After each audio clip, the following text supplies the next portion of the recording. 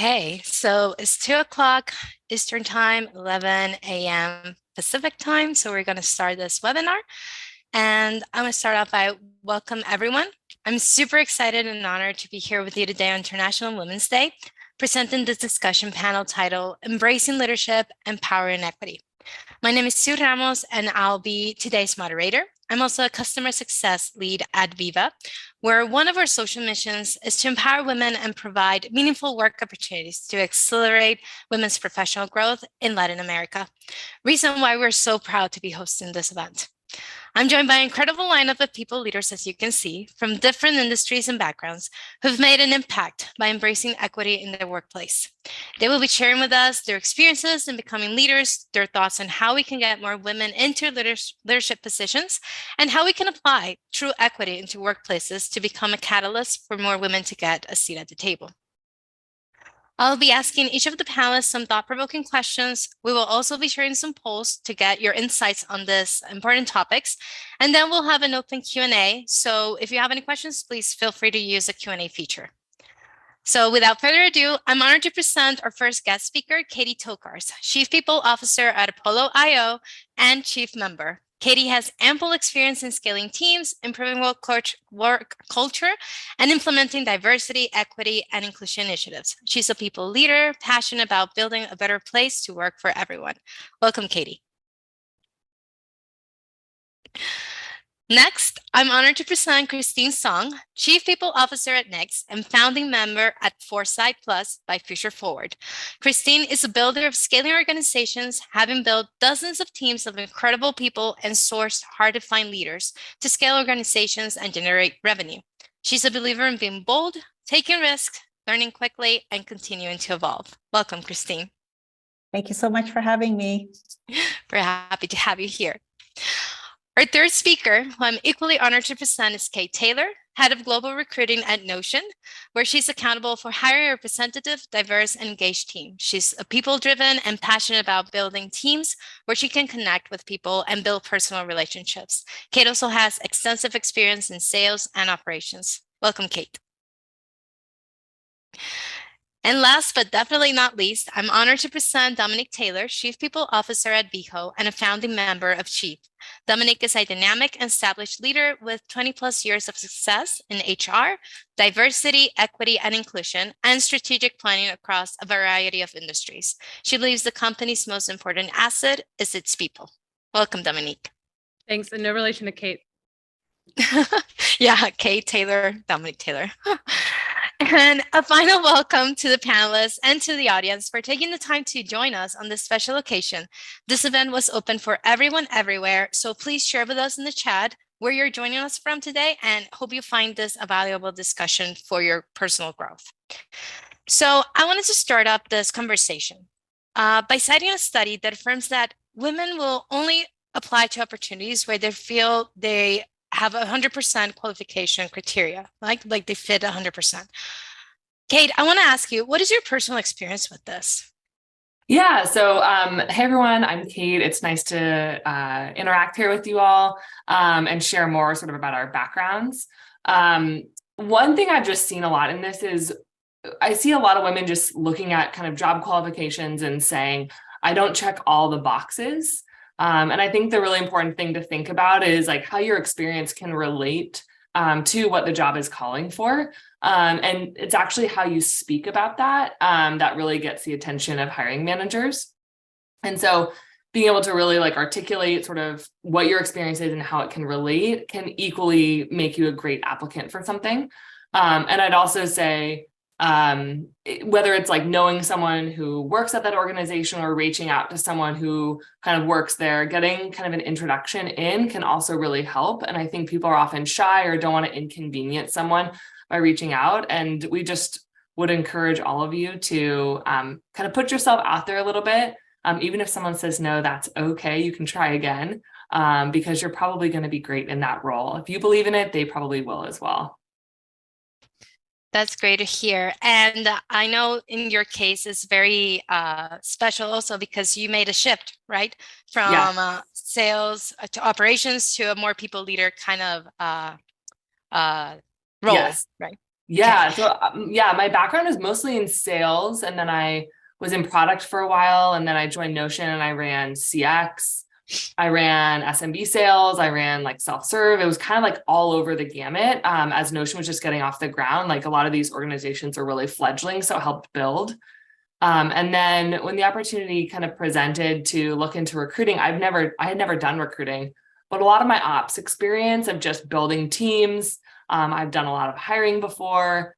It was really relatable. And it was a completely like transferable skill. A lot of the systems in sales are actually the same systems in recruiting. They just have a different name and they might have a couple of different titles, but it was like very, very similar. There's been a lot I've had to learn, and I have an amazing team who's being really patient with me.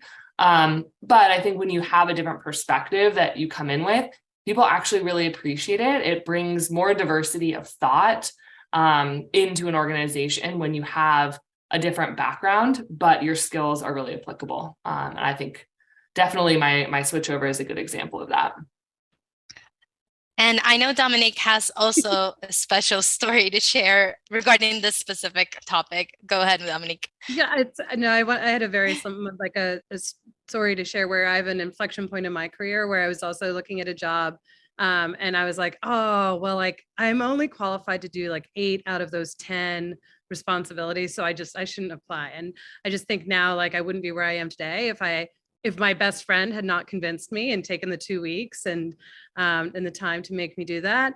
And oftentimes when job descriptions are listed or written, sometimes they can just be a bit of a kitchen sink. So it doesn't mean that every single thing that's listed on there is something that is needed for the role. I love Kate's point about, having skills that are transferable, but sometimes companies are also willing to trade off some experience for another experience.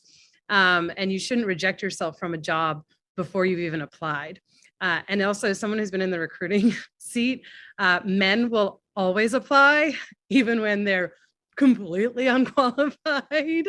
So women should absolutely apply and throw their hat in the ring as well.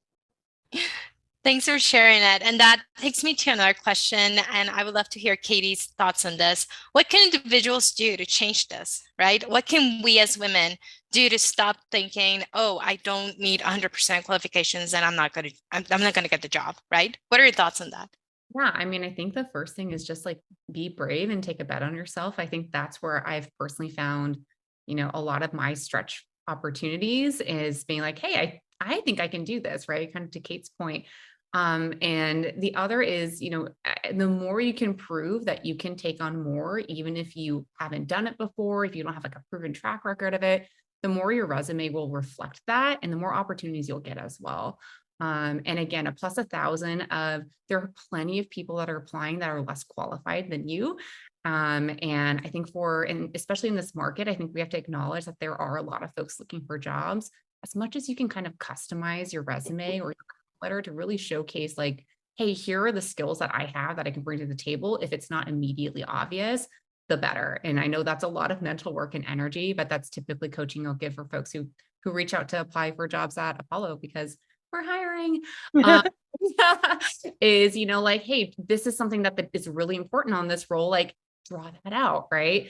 And there's a lot on the back end for a really great hiring manager. They're also thinking about how this role fits in with their broader team, because it's not that every single person on the team has the same background. So your skill set may be fulfilling a need that the team has that isn't, apparent on the really generic job descriptions that go out on, on the job boards. So just take a chance, bet on yourself. It might take a few chances to land, but the more you can showcase that you can do it and that you've proven over and over again that this is something that you're capable of, the more shots you're actually going to get as well. And that's from the individual perspective. Now I want to see, Christine, what you have to share from the organizations and leaders inside. How can they change this or help improve this concept of women not wanting to apply for a job?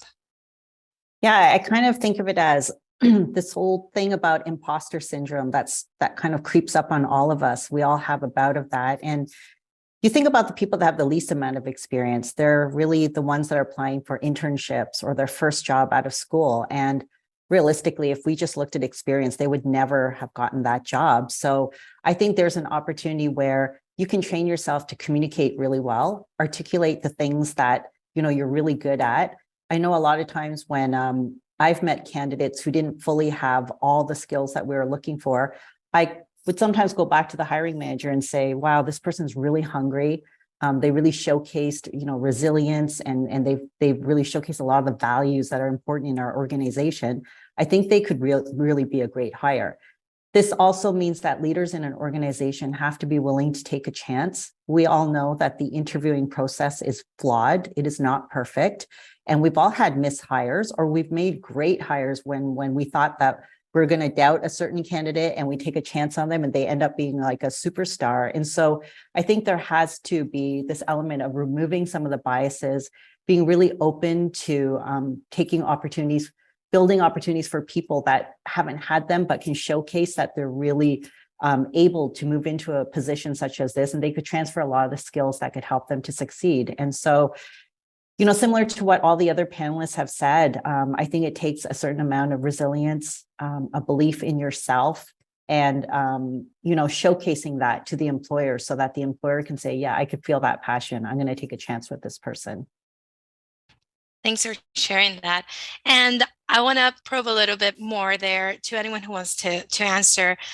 What are some of those skills, or let's say you're all in leadership positions right now. What are some behaviors that you started demonstrating even before you even had the form of position or title, right? Because you're speaking about, these people have skills or potential. They don't necessarily have the experience, but their skill set is pretty good enough to give them the opportunity. So what are those things that you, before even became a leader, were demonstrating?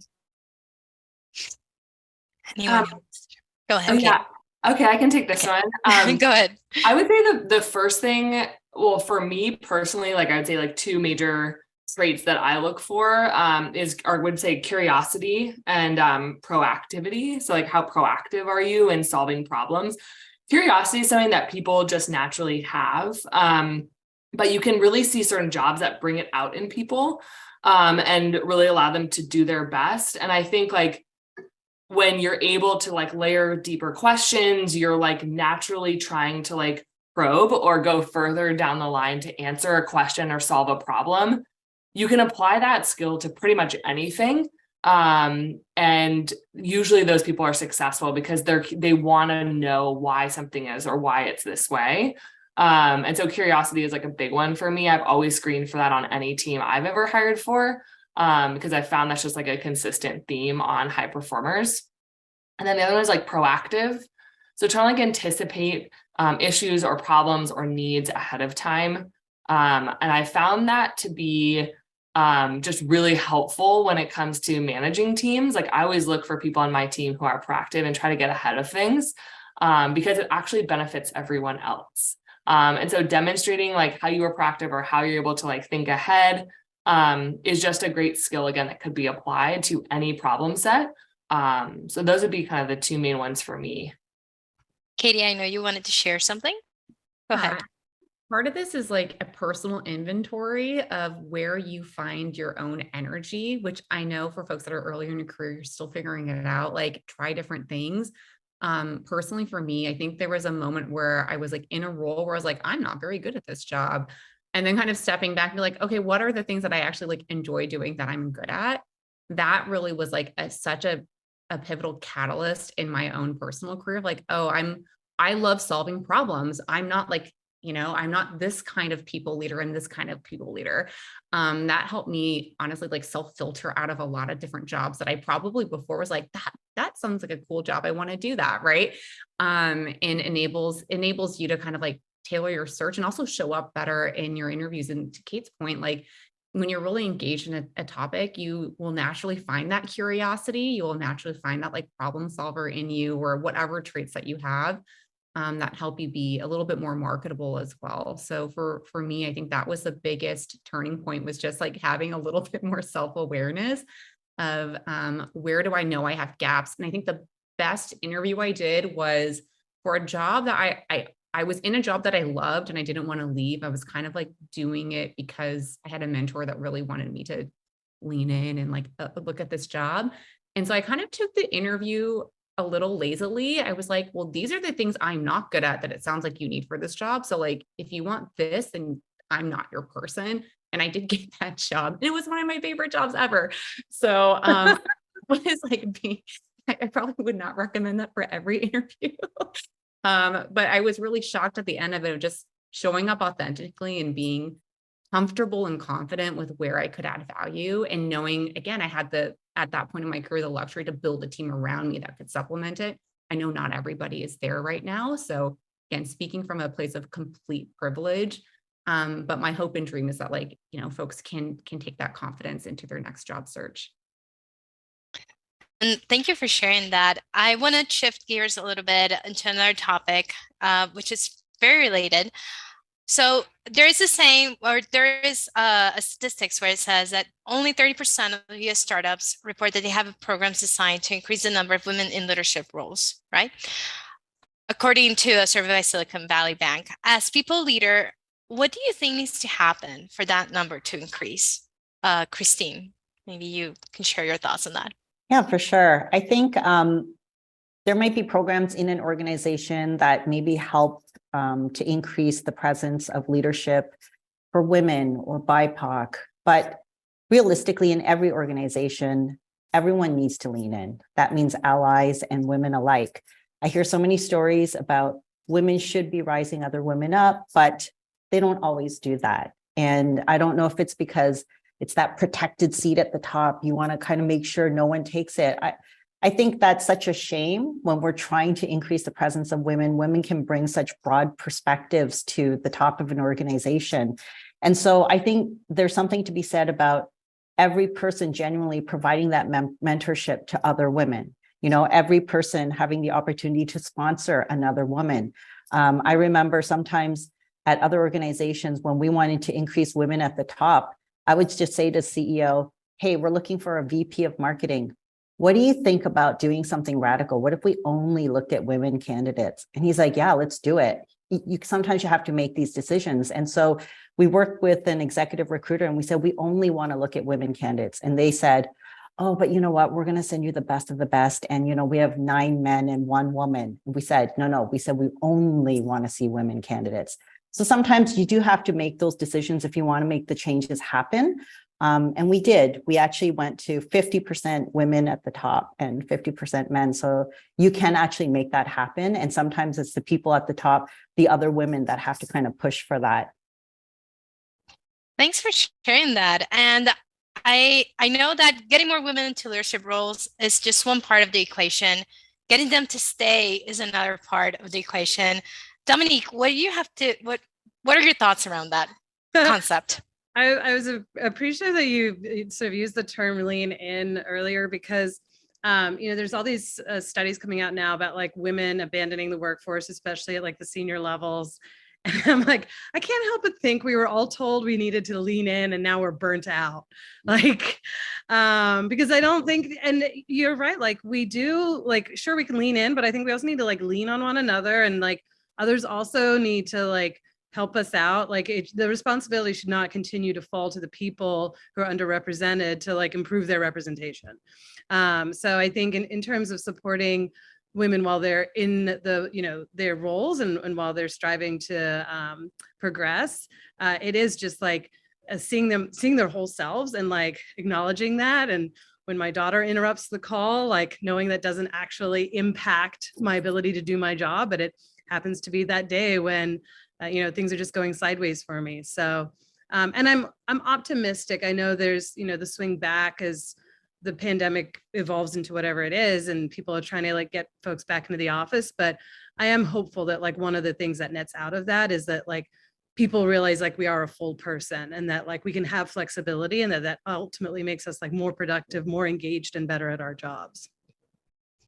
And it's funny for you to say, like part of the solution in a way is for being flexible, understanding, that women have specific needs or a specific, I guess we could call it, I don't want to call it conditions, but we can say that, that we need to take in consideration, right? When we're trying to make women progress into other leadership roles, correct?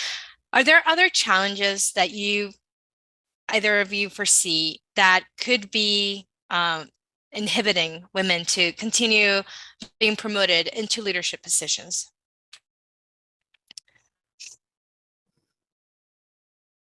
I mean, I think there's Oh, no, go ahead, Dominique. You go first.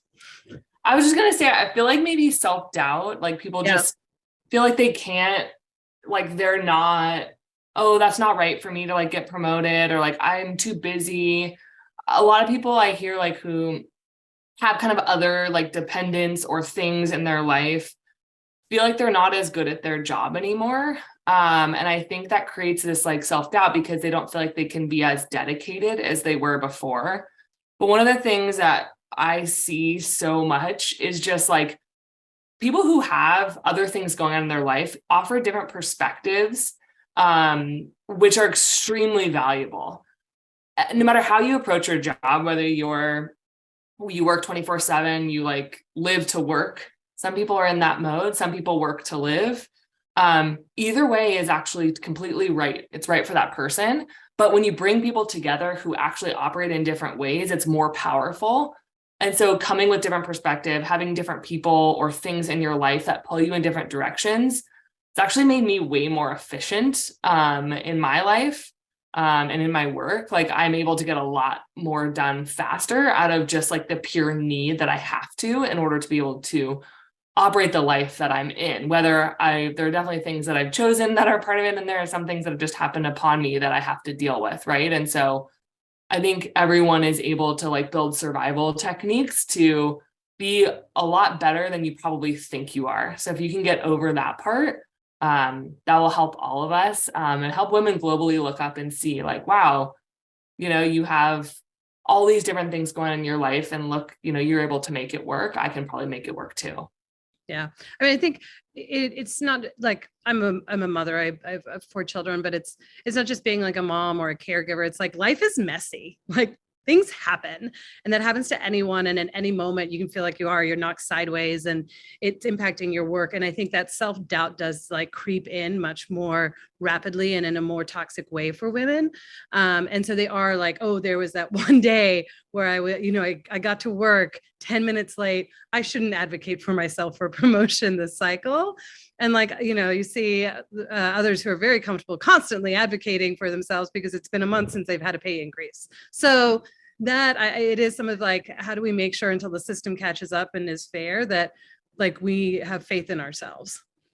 Yeah, and I just wanted to plus one something you guys both said. So like Kate, I think like when there's resource constraints, you find a lot of creativity, and like when that resource constraint is time, that's when I think you find yourself actually elevating how you work and how you delegate and like what you prioritize, and getting the folks around you to be on board and aligned with that because you need to, right?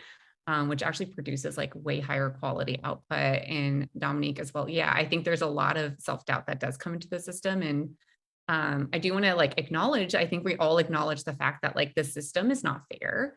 I think we are all like, this panel, we're all in leadership positions where I think we're opting into that, where we're in a position where we can help influence and change that.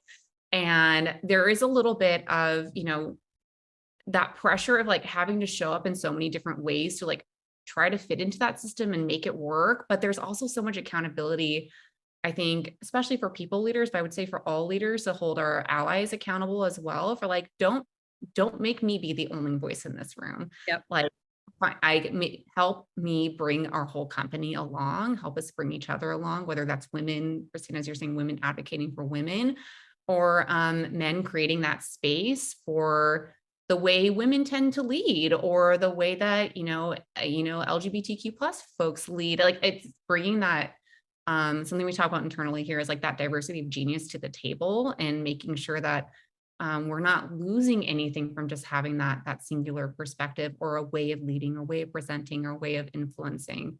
I think it's really important to acknowledge we're not there, but it is important, and it is a burden for folks that are in underrepresented groups to, or more heightened awareness around it, to bring that forward to the table. So I acknowledge it's exhausting, but important work.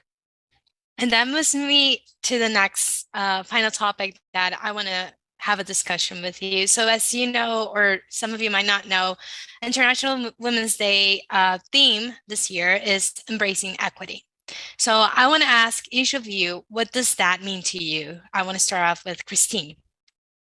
Yeah, I think embracing equity, it means different things to different people. We're in this intersection, and you're either a woman, or you're in a minority group, or you're just trying to kind of fit in with everybody. It's really, really difficult. And it's like, you can't say yes to everything, but you're trying to make it better, a better experience for every person. And so I think you just have to have a lot of awareness. I think learning and development is really important. For instance, at our company, we wanted to become much more diverse with the BIPOC community, embrace mental wellness. You know, there's such a taboo about mental health. There's so many things that we want to lean into, but at the same time, you can't do it all. And so you really need a community. You need the community to help you build it.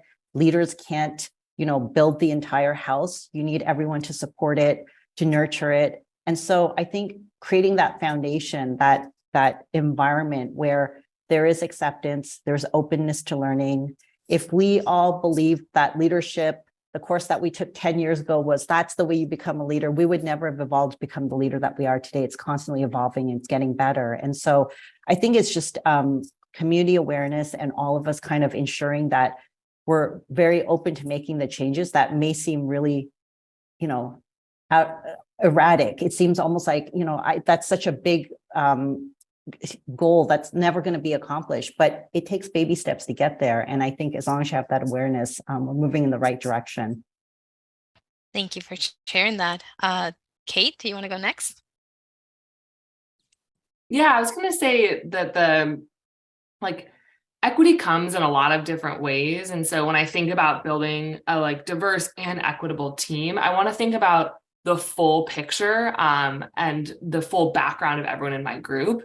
A big thing for us is making sure that we an example would be when we have an opportunity for on another team or an internal transfer, that we're really sharing that with everyone in the company, that we're not kind of creating opportunity for just certain individuals. We want to have transparency. And I think that's a big piece when it comes to being equitable, just making sure that we give opportunities and transparency to everyone. I think when you're looking at organizations or places to join, really understanding how they think about equity and how they define equity, not just equity in the company if it's a startup, but equity for all individuals, and how they actually practice that. Ask them to show real examples of that really matters, because it speaks volumes about when you're there, how that actually will show up for you when it comes to opportunities.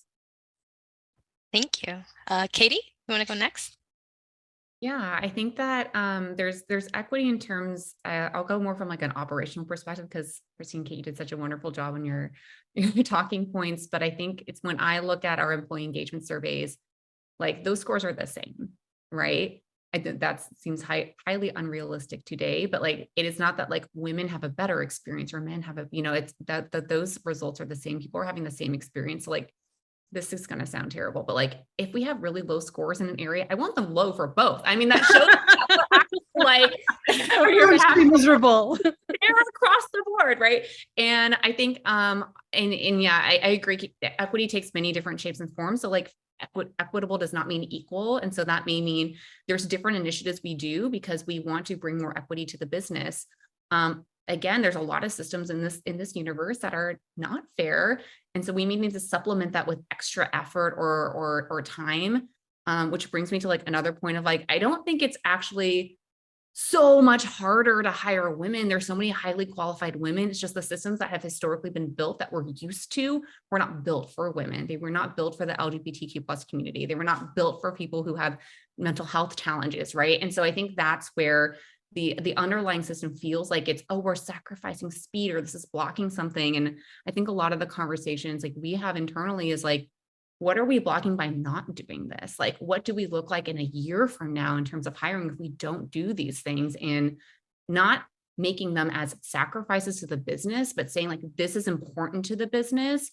And so we're going to take the time to get their processes in the place we need to be, which may feel like we're slowing things down, but so we can move faster later.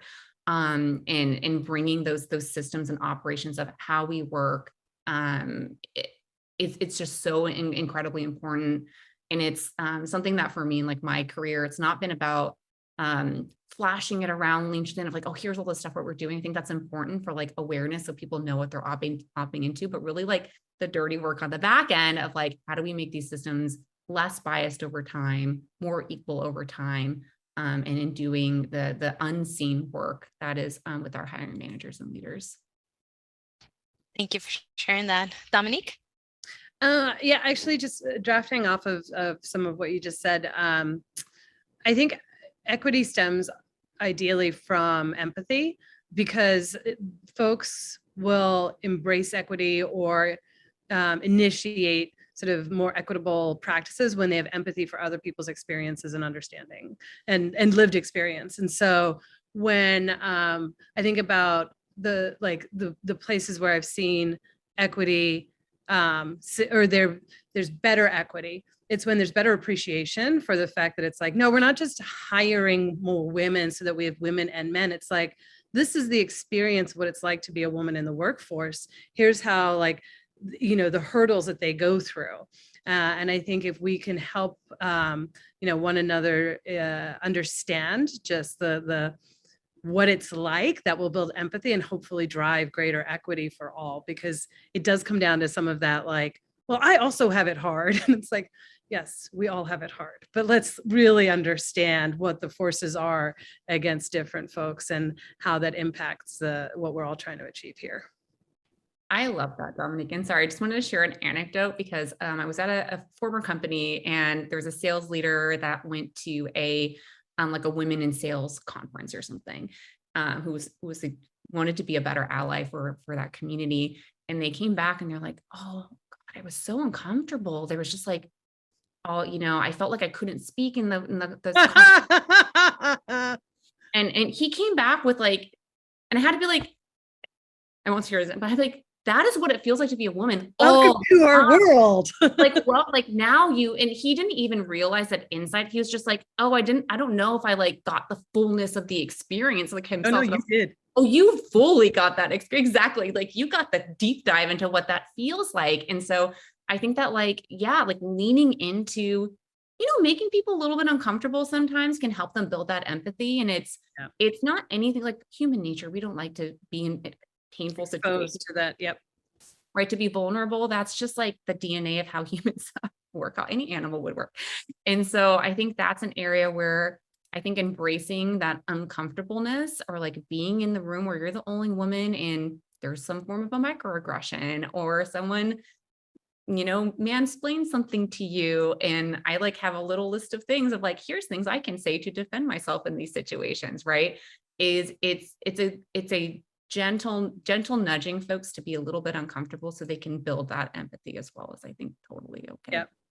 It's like a small thing too, where it's like, that's why ERGs, they have power in community, but it's so important that they have some sort of exec sponsor or someone in a position of power who can be exposed to like what they are trying to do and, what are the changes they're trying to affect, so that like that change can actually be affected as well.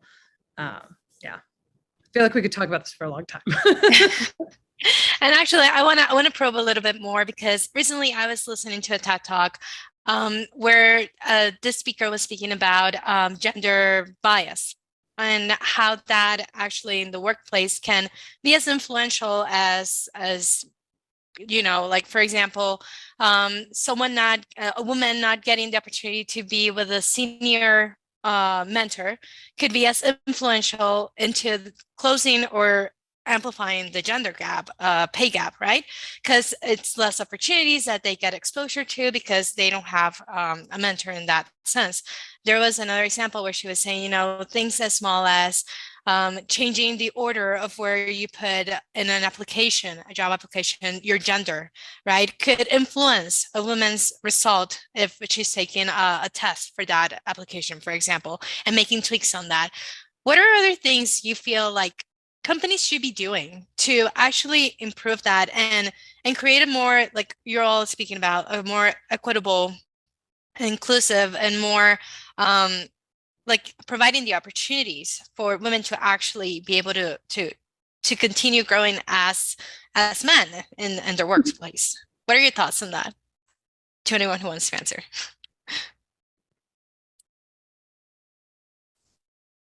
I'm only quiet because I feel like I can talk. I know that's the same thing. I was like, I would like to give space. Then maybe Christine, what are your thoughts on that? And then we can go with Kate. Yeah, I came from the tech industry, so I switched over to Knix recently, which is in like women's intimate wear. But previous to that, I worked in the company that had, 70% men, 30% women. And I think what happens is when you're used to a certain type of environment, you're used to seeing a leader in a certain way. So if you're used to seeing engineering leaders as men, you tend to hire more men into engineering leadership positions. But if you're able to break that bias and you're able to bring a woman leader in, what could your engineering team look like? It's like doing things that go against the norm, what people are used to seeing. This is what you want to do so that you can create that catalyst for change. Coincidentally, right now, I'm in a company that's predominantly women, and that's very rare to see, but we're in the CPG space. And the funny thing is, when I was just about to join this company, I said, like, what's the mix between men and women? They said, like, it's 20 men and, the majority is women. And I said, oh, 20% men. And they said, no, there's only 20 men at the company.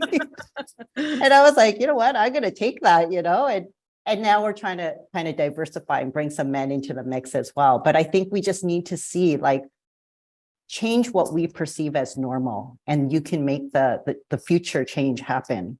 You know what I mean? Yeah, I hear you. Kate, do you want to share your thoughts on this? Yeah, I was going to say, building on that, like our staff groups, our exec team is more than 50% women. So I think a lot of it is like lead by example, like show, not tell. If you're constantly talking about gender initiatives and equity, that's one thing, but if you don't follow through, like it doesn't mean anything. And so I think for us, we're leading by example of hiring fantastic female leaders who will draw amazing talent just based on the fact that they are amazing themselves. And people will look up and see them and want to work for strong women. We've had many candidates in the process ask, hey, like, I want to know more about who my lead is going to be, and gender is a big piece of that. And then the other thing is just affinity groups. So we have employee resource groups. And I've been at companies where like you have employee resource groups, like Notion's only 500 employees. Like I've been there for 3 years. We started our affinity groups, I would say like maybe less than a year into me being there. We were like barely 100 employees.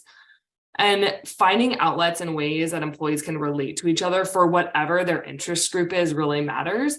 And for women, I'm the exec sponsor of our Women's at Affinity group. It's one of the largest groups at Notion because our employee base is mostly made up of people who identify as women. And so having those groups available, again, it's a show versus a tell. We have this here, and we're investing a lot in International Women's Month, International Women's Day, to really make sure that we're enduring and living out what we think is really important, which is gender diversity in the workplace. And I'd say the last piece is that we also are really fair in the same way where we wouldn't say I wouldn't hire a man or we wouldn't hire this type of person. We want to hire the best person we can for the role. We want to have the right makeup of employees globally at the company, and we want that to be diverse. And so we have goals and kind of benchmarks that we're looking at to make sure our employee base, represents a really fair and kind of inclusive, diverse group. But we're really careful at the top of the funnel for any candidates that we're bringing in that it represents those goals. We wouldn't want to be overweighted in one direction, and we wouldn't want to be overweighted to like not look in and advance someone because of their gender in either direction, male or female. So there's a lot of careful measures along the way that show our intentionality toward diversity. That's great to hear. And thank you, all of you, for sharing that. Those were all my moderate question. Now I'm gonna give the opportunity for the audience to ask questions through the Q&A. In the meantime, while the questions come up, I want to share with all of you, we did 2 polls. The first question was, have you ever not applied to a job because you didn't meet all the qualifications? 87% of the audience said yes. So that is something that they can definitely relate to. We've all felt that doubt, that imposter syndrome, like Christine was mentioning, and this is something that's definitely resonated with the audience. And the second question was, does your workplace promote gender equity initiatives? And surprisingly enough, 83% of the audience mentioned that yes, they do.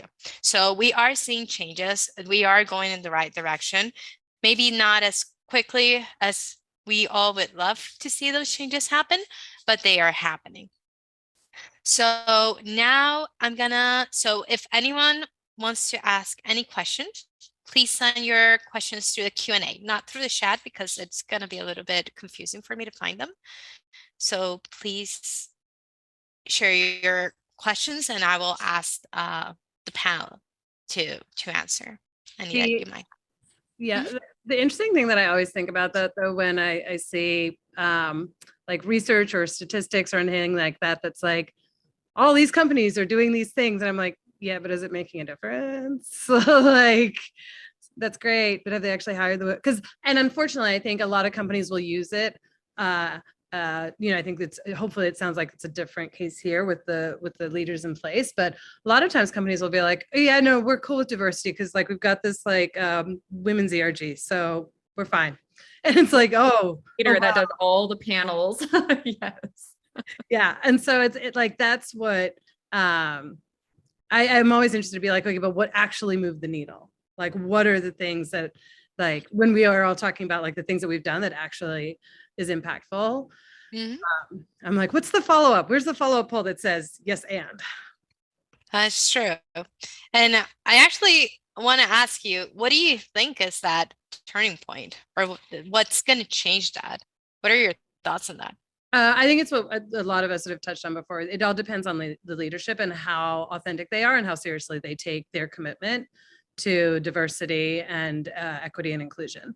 And if they're just like, no, we've got the program, it's check. Are they putting, are they hiring people to it who are committed to it? Are they putting budget against it? Are they, keeping people accountable for it? It matters at the top, because if it's not there, then the rest of the organization is like, oh, cool, it's not. It's like, oh, it's the same things like sales or shipping product or anything else. Like, okay. Yeah. Katie, go ahead. No, I just 100% agree. And I think I have seen like been in organizations where there are like lots of really great grassroots efforts on like ERGs and employees that like really want to do what's right and build amazing high performing teams that are also diverse and inclusive. And then there's just no leadership support. And then that's just frustrating, right? Yeah. And that hurts your morale, that hurts your ability to get things done. And so it really is a tops down thing, although the individual voices are so important. And that's, I think, again, it sounds like everyone on this call, we're all here because we're all very aligned on this topic, but like elevating employee voice and like each of your voices for the attendees here is so critical. And that's one of the things, again, like, I think it's so important to not just look at your like employee surveys or candidate feedback at a high level, because it's likely going to be skewed by, one certain demographic. And so making sure you actually carve out, like, what are your women experiencing? What are your diverse candidates experiencing? And making that visible. I've usually found that like, once you bring that visibility out to your teams, people want to do something.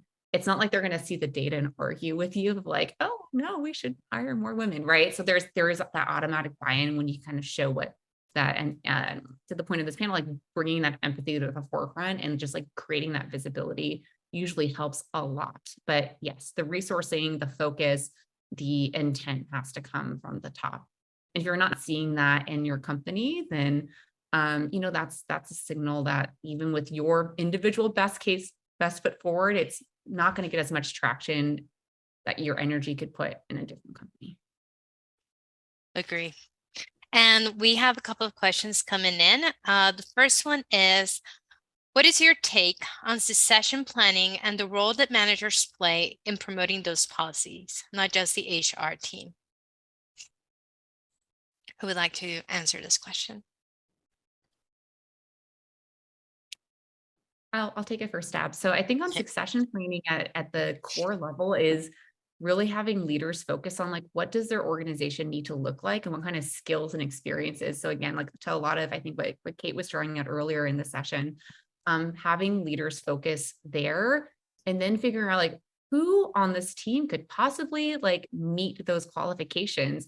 So I actually find succession planning it's a lot easier to do with leaders than often like building a candidate profile because they focus a little bit more, they focus on it in a little bit of a different way. And there tends to be a little bit more flexibility. So again, we're seeing folks on this panel have moved from different spaces, different industries, different subject matter expertises through internal mobility, right? Like I think if I went out and applied to like a similarly leveled customer ops role, I probably would get like less success on my, applications. But I think that like, if that was something internal, there's that buy-in, there's that trust that you know what you're doing. So for succession planning, that I feel like is often more successful.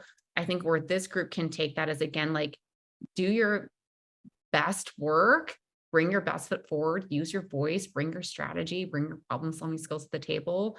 And if your company does do succession planning, hopefully, I know a lot of us are at startups and building those things out. That will hopefully, the goal is for that to all float to the top. I would just say too, I think the best leaders always have a succession plan of some person that they're investing in. And they're all like, I would always be thinking about who could replace me.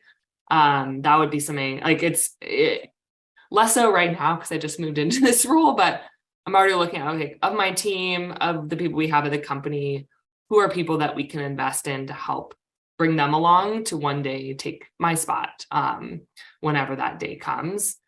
So that's also just a good sign of a healthy company that's just honest, low ego, thinking about what's best for the company, what's best for the team around them. Thank you. And we have another question. What's your leadership style and how did you come up with that specific approach? Christine, we'd love to hear your thoughts on this one. Yeah, I love all things leadership. I think that's the part of my HR role that I enjoy the most. And I think that when it comes to my leadership style, I would describe it as it's authentic. I'm pretty honest and transparent of how I communicate, especially to my direct reports. I try to share as much insights about what's going on in the business so that they can be prepared and not be blindsided. But there has to be a certain level of humility as well. The humility to understand you don't know everything. You hired all these great people around you so that they could help support the business. And sometimes you don't want to be the smartest person in the room. Be the dumbest person in the room and learn from others and absorb and gain that knowledge, and you'll stretch yourself as well. It's not about titles or seniority, but more about what people can bring to the table. I think that's the most important thing.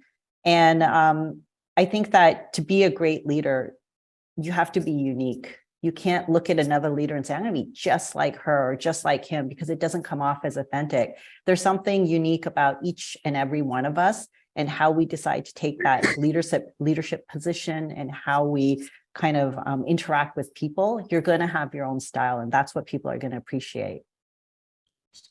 Thank you. And that's really thoughtful. And we can't compare all the time to other ones and just try to be just like them because we're not them, right? Right.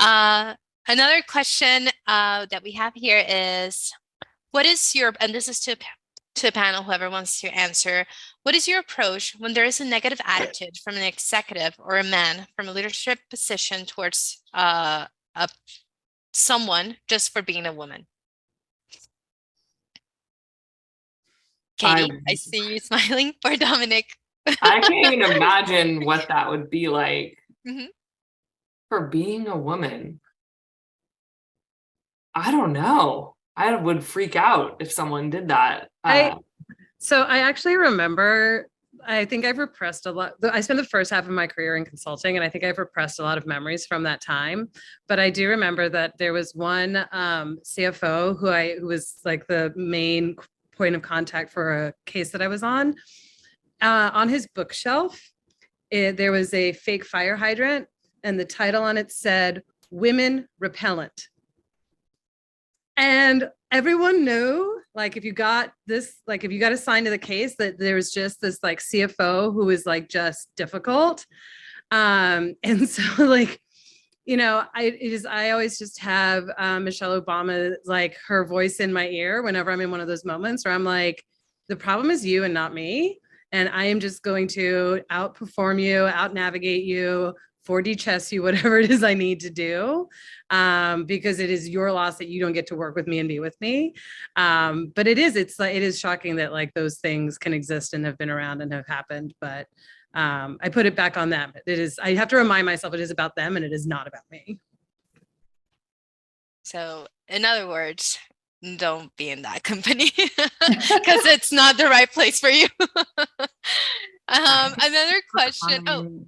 Sorry. I think it's more common for things to be like less overt. Yeah. And that's where, like, I feel like a lot of trainings have moved to, like, even if, there's cover compliance wise, you have to take these like anti-sexual harassment discrimination trainings. Those trainings have moved from a like very overt sexual harassment to like, what are like little things people do every day that make you uncomfortable? Because that's what a lot of this actually looks like in the workplace. So again, that would be a company where hopefully that person's reported and exited from the business. Yeah.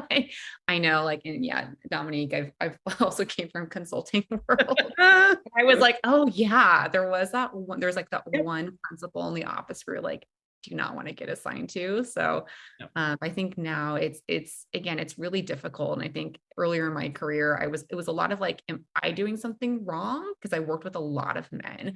So I was like, it must be me. Everyone else seems like aligned. And only later was like, oh, maybe there was like something else going on, or I didn't feel like I could use my voice in those scenarios. So yeah, I would leave. I think this is where like allies, they really need to step in. They need to show support. It's kind of like if this happened in an executive meeting and you had that one male executive kind of direct that to a female executive and no one says anything, it's very telling about what that culture of the organization is. And maybe you don't want to be there because nobody is willing to change it. Yep. You can't change the world on your own. You kind of have to do it together. So there have been organizations where I've decided this isn't the right place for me either. And it's not to say that you give up, but it's like you can't change what they don't want to change. You can't force that horse to drink the water, right? Yep. Agree. And another question that we have is, as a young professional woman, it is usually difficult to stand out at work since most managers, lead roles, do not take your proposal seriously or give the necessary recognition. What would you recommend to a young woman so that they can have that resilience to get ahead at work? I would say the thing that stands out to me most is finding an advocate. So there are going to be people who don't represent your work.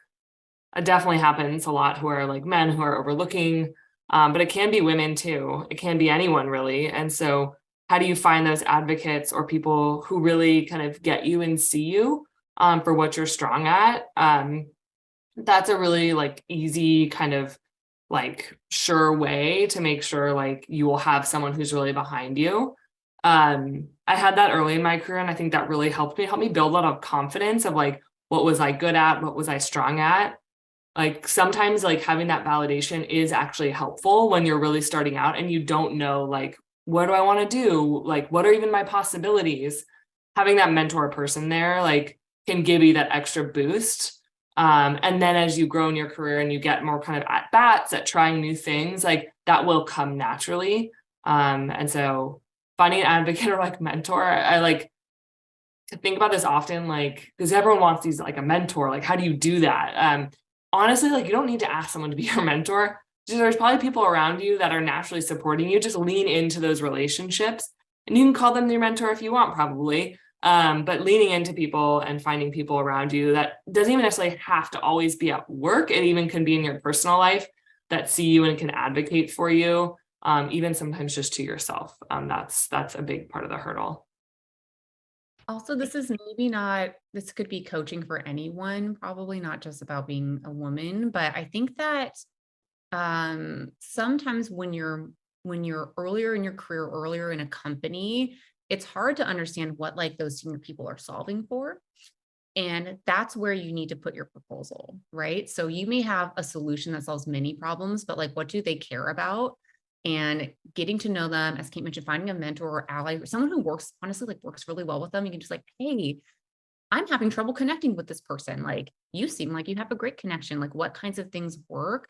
I think it's really, really helpful. And like, it makes it hard for you to be ignored, right? If you're solving a really critical business issue and for some reason it's not getting across the line and it's something that the business cares about, it's hard to ignore. And I would be not like, you know, full ham, but like really be curious as to why, because you'll learn something too.